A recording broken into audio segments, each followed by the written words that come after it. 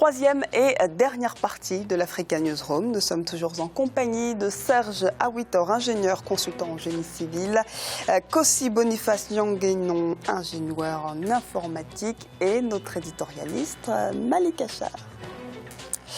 Économie à présent, le volume des réserves de change des États de la CEMAC est confortable malgré la crise pétrolière. C'est du moins ce qu'a annoncé le gouverneur de la BEAC, Lucas Abaga Tiama.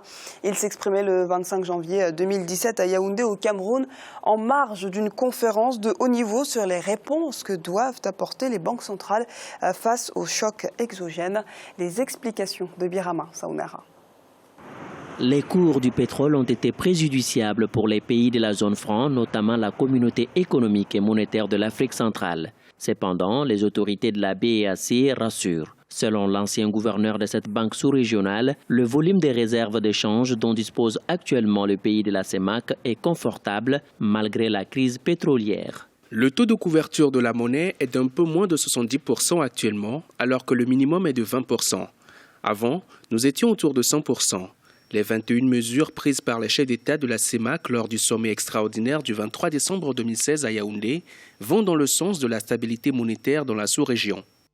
Depuis 2015, les pays de la CEMAC connaissent un déficit budgétaire, une situation qui s'aggrave au fil des années. En 2015, celui-ci a atteint 4,6% du PIB de la zone. Une forte dégradation des comptes extérieurs des pays de la CEMAC est également observée depuis 2014, avec pour conséquence une diminution sensible des réserves de change.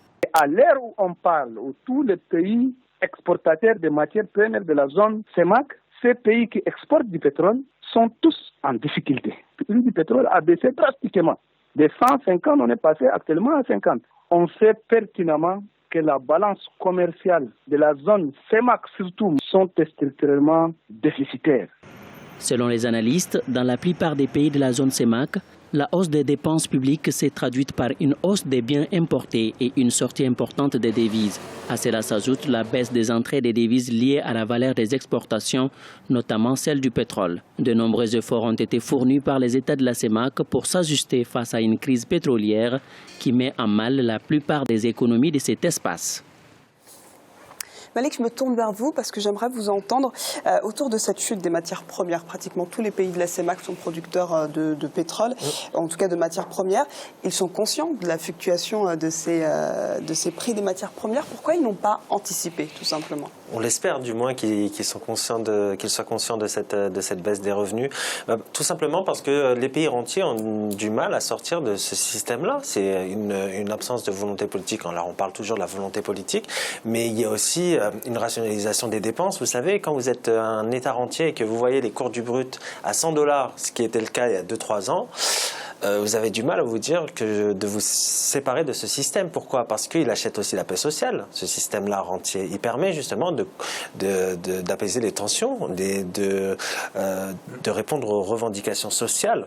Et c'est ce qu'ont fait les pays rentiers pendant longtemps. Et là, ces pays-là sont, je dirais, leur système est mis à nu. Mais le réveil est brutal finalement. Le réveil est toujours brutal. Vous savez, c'est pas la première fois qu'il y a une crise sur le plan énergétique. En 86, il y a aussi le contre-choc pétrolier. Et donc, ces pays-là aussi rentiers ont subi des crises. Alors, pas forcément tous les États de l'Afrique centrale, mais beaucoup d'États d'Afrique centrale. Si ça a eu lieu avant et qu'aujourd'hui ça se reproduit, il n'y a eu aucune leçon. Il n'y a pas eu aucune leçon, oui, c'est terrible de dire ça, mais il n'y a eu aucune leçon qui a été prise de ce contre-choc pétrolier. La preuve, c'est que les dépenses diminuent. Alors, ils se veulent rassurants, mais moi, je pense qu'il faut tirer la sonnette d'alarme parce que on ne sait pas comment vont évoluer les cours du brut, notamment avec les nouvelles politiques qui sont mises en place par les pays pétroliers. Si on voit que les États-Unis, par exemple, qui est un gros producteur de pétrole, ou l'Iran relance leur production véritablement, les cours du pétrole peuvent chuter si la croissance économique mondiale n'est pas au rendez-vous. Monsieur Awitor, on parlait tout à l'heure de transformation économique. Est-ce qu'un pays comme le vôtre table sur cette dynamique aujourd'hui pour justement pas se concentrer sur un seul secteur? Bien sûr. Donc là, effectivement, on dit que les réserves sont confortables mais pas optimales. Donc ça veut dire qu'il y a un manque quelque part. Et cela montre vraiment le loupé en fait de nos États à ne pas diversifier effectivement leur économie et leurs revenus.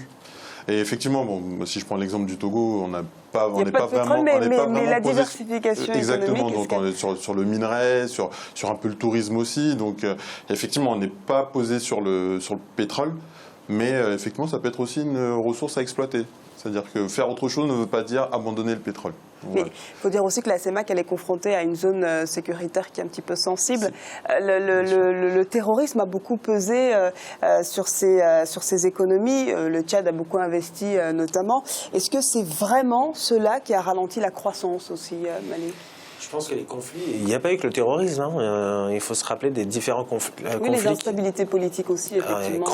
Chroniques, malheureusement, et qui touchent beaucoup de pays d'Afrique centrale.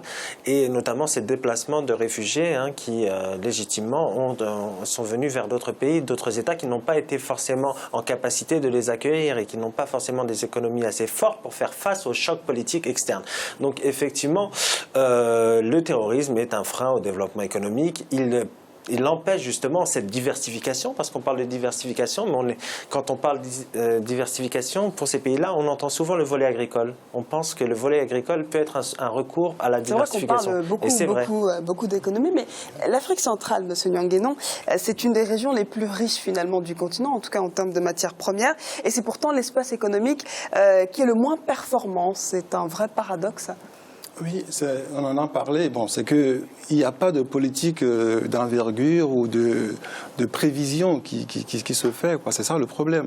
Donc si les gens peuvent intégrer une prévision en disant, voilà, nous avons des perspectives de 10 ans, parce qu'ils font toujours des politiques à court terme. On est élu pour 5 ans, par conséquent, on fait une politique de 5 ans, quand l'autre s'en va, la politique est remise à plat, à zéro, et puis on recommence. Donc on défait, et on fait et on défait à chaque fois. Donc dans cette perspective, on ne peut pas faire, on ne peut pas avancer. Donc moi, tout à l'heure, je ne suis pas d'accord avec Malik en disant que le terrorisme met un frein au développement. Non, le terrorisme, bon, c'est un mal, effectivement. Mais une politique de rigueur, bon, il y a des terrorismes aux États-Unis, il y en a aussi en France, pour autant, l'économie n'est pas aussi ralentie. C'était un frein, un des freins en tout cas. C'est un des freins quand vous avez des régions agricoles qui sont touchées par le terrorisme, puis, ça fait fuir des habitants. Effectivement, l'agriculture aussi n'est pas le seul secteur. Comme on le dit tout à l'heure, bon, là, ici, je ne prendrai pas beaucoup d'exemples, mais on est en train de mouvoir, d'aller vers des économies alternatives. Par exemple, au niveau de l'environnement, il y a beaucoup de secteurs, il y a ce secteur-là qu'on peut développer chez nous. Parce qu'arriver chez nous, je ne vais pas dire, il y a tellement de choses qu'il faut faire. Il y a des déchets partout, il y a de nuisances. Donc tout cela, on peut les endogéniser pour en faire vraiment un secteur à développer. Oui, c'est vrai, donc c'est important. Donc il n'y a pas que l'agriculture, il y a l'énergie aussi qu'on peut mettre en place. Il y a beaucoup d'autres alternatives, on va le voir. Par exemple, en Côte d'Ivoire, il y a eu un coup d'accélérateur pour le programme ivoirien d'Agropole. Un financement de 67 milliards de francs CFA a été approuvé le 25 janvier 2017 par la Banque africaine de développement. L'objectif, bien sûr, c'est de soutenir l'un des 4 pôles agro-industriels prévus dans le plan national de développement 2016-2020 en Côte d'Ivoire. On écoute à ce propos le sujet de Birama Saounara. En Côte d'Ivoire, le programme des pôles agro-industriels vient d'obtenir un appui financier de la BAD, Banque africaine de développement. Le montant de ces financements s'élève à 60 milliards de francs CFA. D'un coût global de plus de 81 milliards de francs CFA, ces projets agro-industriels visent à redynamiser un territoire large de 11 700 km² dans le centre du pays, autour de Yamoussoukro, la capitale politique ivoirienne. Une bonne impression, ça permettra aux populations locales dans la zone du district de Yamoussoukro et de la région du Béli de rester dans leur zone et de pratiquer des productions agricoles qui vont renforcer et augmenter leurs ressources, et ça permettra d'aider à la lutte contre la pauvreté. Le programme prévoit entre autres la construction d'un barrage, la réhabilitation de 500 km de pistes rurales et d'une trentaine de sites hydro-agricoles, soit 10 000 hectares dédiés à la culture du riz. Des projets d'agro-business destinés aux jeunes sont également prévus dans le cadre de ces programmes. Ça va aider à lutter contre le chômage et puis ça mettra fin aussi à l'engorgement d'Abidjan. Donc à tous les points de vue, c'est positif comme projet avec l'apport de l'État et il faut souhaiter que ce genre d'initiative soit un véritable succès et que l'impact soit visible très rapidement. Dans le cadre du plan national de développement 2016-2020, le gouvernement ivoirien prévoit la construction des 4 pôles agro-industriels dans les régions du Bélier, du Bonkani, du Poro et du Tokpi. Ce programme national de développement prévoit jusqu'à 29 311 milliards de francs CFA d'investissements privés et publics en Côte d'Ivoire. Malik, est-ce que ce programme dont on parle, un programme national de développement qui prévoit jusqu'à 44,7 milliards d'euros d'investissements privés et publics, c'est dans le plan national dont on parle en Côte d'Ivoire. On a vu qu'il y allait avoir un pôle, un agropôle qui va être construit, 4 même qui vont être construits au total. Est-ce que c'est un programme ambitieux ou trop ambitieux pour un pays comme la Côte d'Ivoire? Non, ce n'est pas un programme peu ambitieux, c'est un programme ambitieux et il a raison de l'être. C'est une bonne chose. Pourquoi? Parce que dans l'aménagement du territoire, cela permettra justement de redessiner les zones démographiques. C'est-à-dire que la Côte d'Ivoire, sur le plan démographique, est très concentrée vers le sud et ça permettra justement d'avoir une plus grande cohérence dans l'aménagement du territoire et d'avoir des pôles qui puissent permettre à des populations de se greffer sur ces pôles et de devenir des centres importants où l'emploi est présent. Est-ce que la population adhère à ce type de projet? Ce sont des centres qui sont situés dans des régions qui sont à vocation agricole. Donc les gens ne peuvent qu'adhérer à ces projets-là. Bien évidemment, il faut, je dirais, miser sur d'autres volets qui sont liés à l'agriculture, mais qui sont liés par exemple à la transformation. On en parle souvent ici. Pourquoi? Parce que dès lors que vous liez industrie, production et transformation, vous pouvez justement exporter plus rapidement.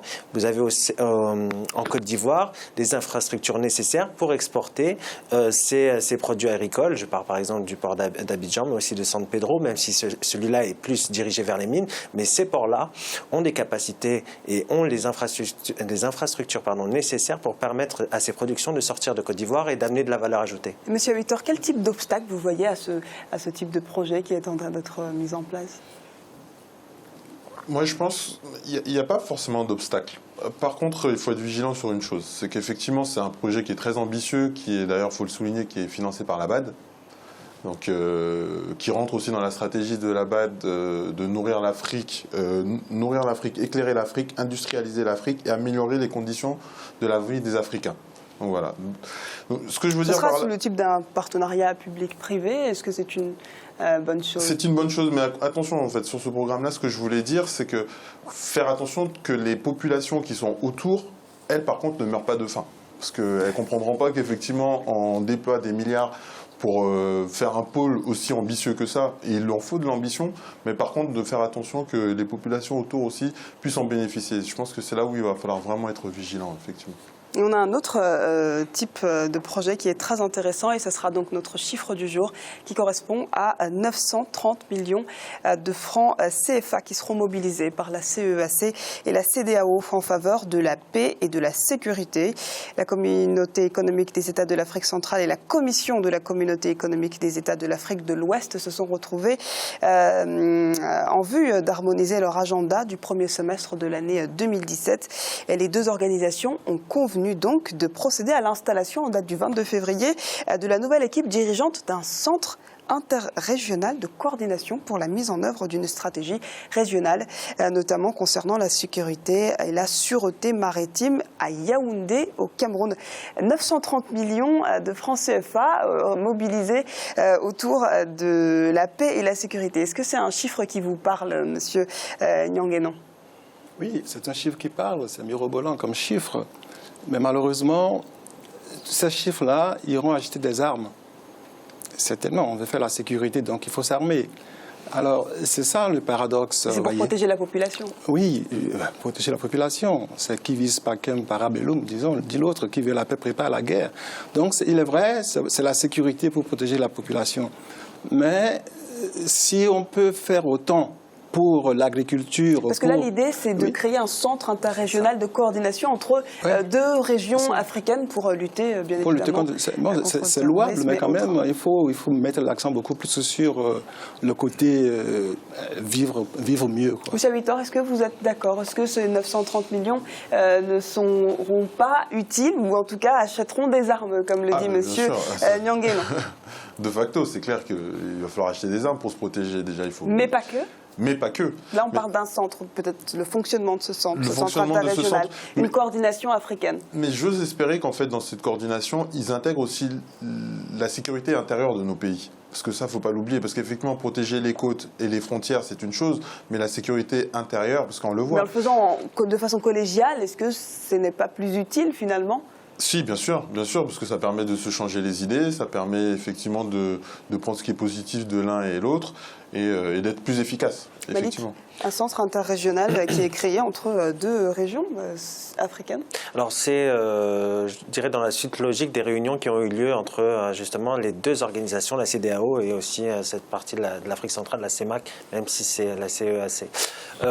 Oui, c'est une décision qui est louable. Là, on parle surtout coordination des renseignements. Hein. C'est surtout opérationnel. Hein. C'est pas, enfin, opérationnel dans le sens coordination des renseignements entre les États. C'est une bonne chose parce que nous sommes dans une situation, le terrorisme est un phénomène transnational. Dire qu'on ne peut pas collaborer ensemble pour lutter contre le terrorisme, c'est faux. Il faut véritablement collaborer. L'échange de renseignements manque cruellement sur notre continent.